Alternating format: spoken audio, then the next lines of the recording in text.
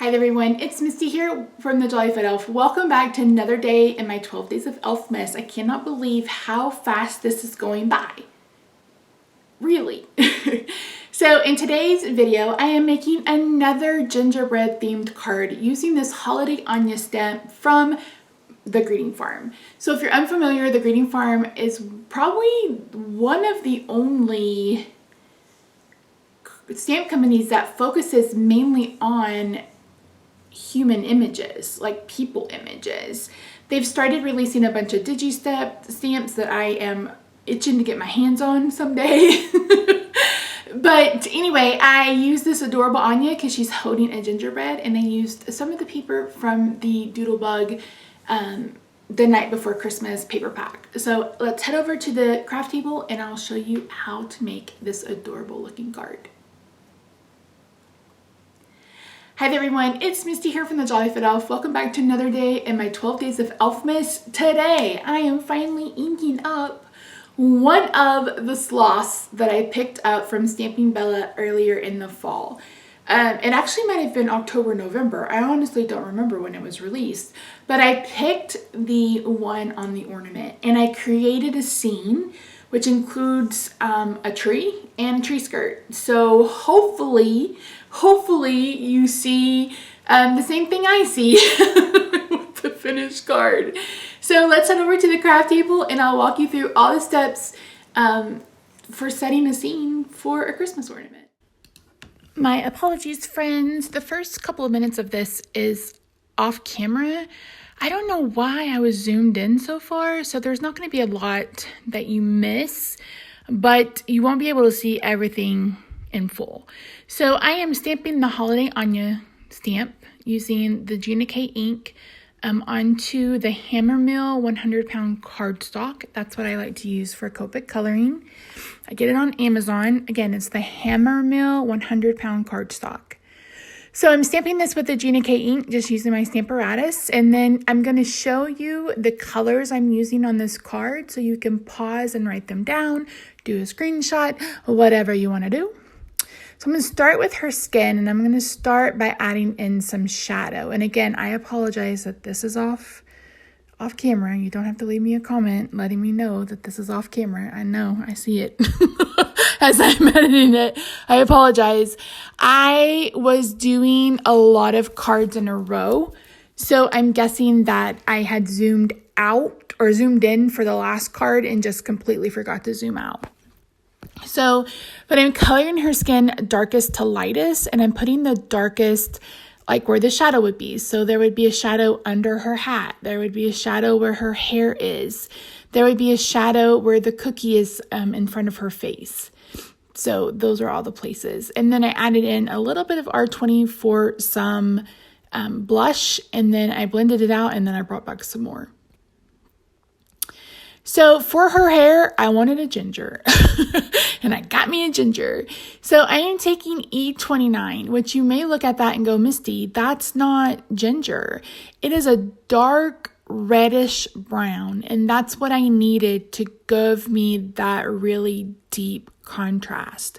So, and I used that very sparingly. I only put it in the places where, there would be shadows. So behind her head, that hair would be darker. Right where her hat is, that hair would be darker. On the tips, her hair might be darker. And then kind of behind the cookie, there would be a shadow, so it would be a little bit darker. And then I'm doing a flicking motion. I know it's kind of hard to tell, but that's what I'm doing. I try to leave some white space because I know a lot of colorists do that. Is that the right word? Colorist? I don't know. I don't like the look of it. I really, really don't. I do want there to be a look of shiny, but I think I also accomplished that just by using the lightest color to fill in those gaps. So I still think her hair looks pretty and shiny. And yeah, I didn't have to leave the white space because I just don't care for it. Cookie's going to be a little dark. I felt like I really wanted some contrast between her hair and the cookie. And you'll see later that I'm coloring him more warm because gingerbread is a warm brown. And then I'm going to go ahead and color her boots a cool brown. So a brown that has a bit more gray in it. That way, again, it's all about contrast. It's all about, you don't want one spot to take over, but you do want there to be contrast. Okay, we're finally zooming out. So this is the piece of pattern paper that I'm using on the card. So this is how I referenced the colors that I wanted. So if you don't have the hex chart from Sandy Allnock, go get it. She really needs to pay me an advertisement. I'm just kidding. I don't do affiliate links anymore. But yeah, it's so helpful. And someone said, how do you get such blends when you use colors so far apart? And it's 100% that hex chart, because it gives me an idea of what's close, which is the whole purpose of it. So it gives you an idea of what's close together and what you can use, even if they're in different color families, what you can use to bring them together. And it's especially helpful for like the oranges. If I use a green, I have a tendency to use YG and G for that. So yeah. And I know she has it for other things as well. Did I just mention that in yesterday's video? Probably. I probably have said it 100 million times. So for her knit hat, I tried to make the knitting a little bit deeper than the rest of it. Just again, because there would be shadows within that knitting. But I don't know that it really translated, but I really love how this hat turned out. I love how this entire image turned out. I'm not kidding. So for the berries, I just colored in the middle the darker, and then I colored down the outside the lightest. And I'm kind of doing the same thing for the, what are these called? Holly leaves. But I picked up the wrong marker and I was like, wait a minute, that's not deep enough. And then I brought in an even deeper color. For the stars, I'm going to color them. Oh, we're going to her dress. Okay. So for her dress, I chose the BGs. So this is BG 49, 15, and maybe 11. I love, this is, again, I'm pulling colors directly from that pattern paper. So this is one of the colors in that pattern paper, the pink, the red, the green. They're all colors in that pattern paper. And if you are struggling, if you're coloring or you're struggling on picking colors, even if you're not coloring with Copics, pull the colors from your pattern paper if you're using it. Now it's a little bit different if you're using or if you're making a slimline card or one layer card and you're not using any paper, that makes it a little bit more difficult. But if you are using pattern paper, pull from the paper. It's the easiest thing to do. So for her leggings, I decided to go with pink because I love this color scheme. It's so pretty. And that was where I was like, okay, what color boots are we going to do? Because I have a really pretty pair of brown boots, but they are more camel brown. But again, I didn't want anything that would be close to her hair or close to the cookie. So I started coloring on the inside the darkest, and it got lighter as it went out because the inside would be the darkest. So I'm going to go ahead and cut her out with my scissors. And then once I've cut her out, I'm going to bring in, this is just an X-Acto knife from Fiskars. And I'm using this to cut out around her feet. It's really, really hard to get scissors in there. And I am using a self-healing mat. That's what this purple mat is. You don't want to do this on your table unless you have something protective underneath it. For the card, you're going to see me use the exact same color scheme as we did with the Queen & Co. card. I'm basically using the exact same paper. This is the Doodlebug Christmas Magic. I think both of these patterns are Christmas Magic, actually, which was their last year 2019 collection. But you could, again, they tend to repeat patterns and colors, so you could absolutely use their current collection if that's the one that you have. This is a sketch from Cards TV by Mary. I don't know if you guys know her. It's Kit and Caboodle. I encourage you to go on, Pinterest or Google and just Google card sketches, and you'll find a ton of them. So I used Coastal Cabana as the card base, and I wanted to do a scalloped square, and then I thought, a stitch square would work. So I want her to be in front of the cute little gingerbread because I just think it's cute. but I didn't measure correctly. So I'm measuring here with my T-square ruler, which you can get from Amazon or Simon Says Stamp. And I went ahead and just cut off all of the stitching on the gingerbread because that's really what was taking up the space. So it's not stitched, but it's not that big a deal because nothing else on the card is stitched. So I didn't mind it whatsoever. So I'm going to get that adhered with some, I decided to put it on some poppy parade too because I felt like it wasn't popping enough. There wasn't enough contrast. So I'm going to trim that out with my trimmer. I have to be able to see that, so that's why you guys don't see me doing it. If it's something new, I will show you. But as I mentioned in the tools and the beginning crafters, I have a SureCut Fiskars. It has a wire guide and it's the best thing ever in my life.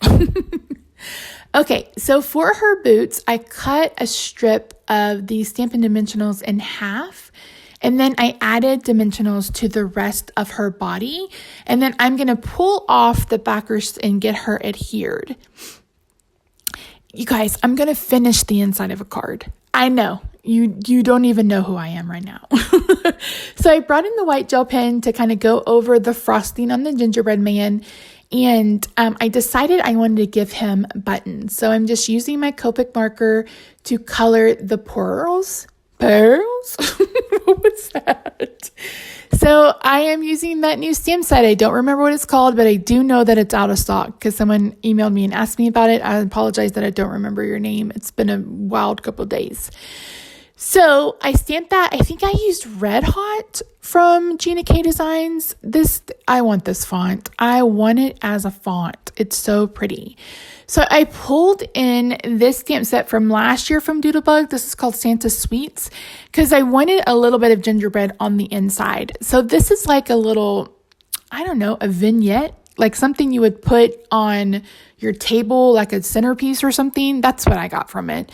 So we're going to color that. But before I color, I'm going to go ahead and add the clear Nouveau drops and then the glitter Nouveau drops to give them an opportunity to start to dry so they can be doing that as I'm coloring the new image. So I just added some white to her pupils and then I'm adding the pearls to his body. For that, you want to make sure that you give them a second to dry because it can smear. So yeah, I'm using the exact same colors that I used on the front of the card and just going darkest to lightest. Again, it doesn't matter. Whatever feels comfortable to you is how you should color. Everybody has their own comfort level. I like putting in the deepest tones first for the most part. That way I know where my shadows are. But sometimes I'll go in and coat an entire piece of paper, coat the image and with the lightest color and then go in with my darkest color. It just depends. Like I don't do it one way all the time. I'm also a paper turner. I admire those of you who can color without turning the paper because I cannot. I have to turn the paper. It just has to turn with me. It just has to.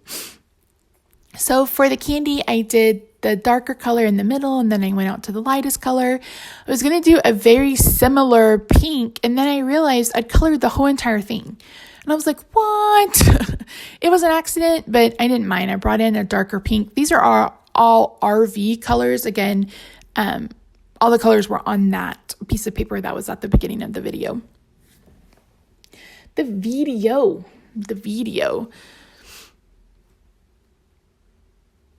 I don't know what I was thinking about looking at I don't know what I was doing, but I did it. So yeah, so we're going to color the gingerbread. I just colored him one color. It was hard enough to try to stay within the lines and not get into the white frosting that's around his body. That makes me want gingerbread. I had some ginger snaps about a month ago. They just weren't as good as I remember them being, right? Is that just me? I don't know. Okay, again, I'm just doing a darkest to lightest with the berry, and then that's going to be it. But I got to bring in some shimmer. Then we're going to get this adhered to the card base, and this is going to be it. I forgot the question of the day. So the question of the day is, have you ever tried ginger snaps? They are a type of cookie made of ginger. They're spicy. All right, guys, thank you so much. I will see you tomorrow for another day in my 12 days of Elfmas. Bye for now.